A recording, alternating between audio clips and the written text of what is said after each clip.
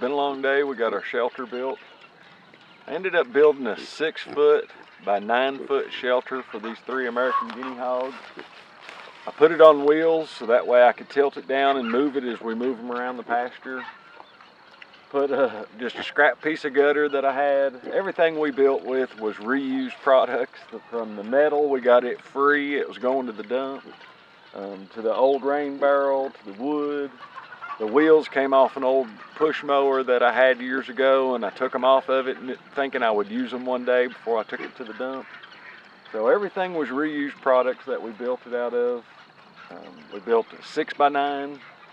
We have 3 little American Guinea Hogs in here.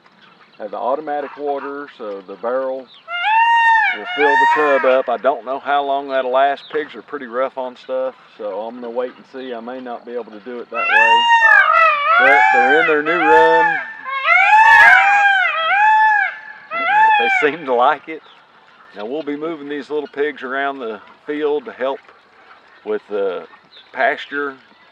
They'll be putting urine and manure on it for us. And then we'll be coming in behind them and planting cover crops. So as they eat this down and root it up a little bit, then we'll come in behind them and plant cover crops. So I think we have a pretty good setup to where we can move the shelter pretty easy. It's a mobile. All we have to do is tilt down on the front and roll it around.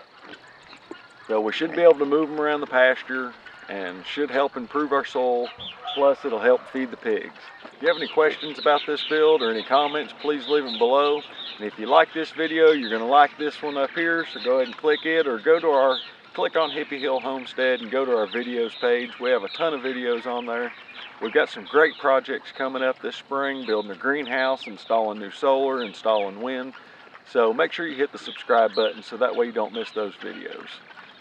And as always, thanks for watching.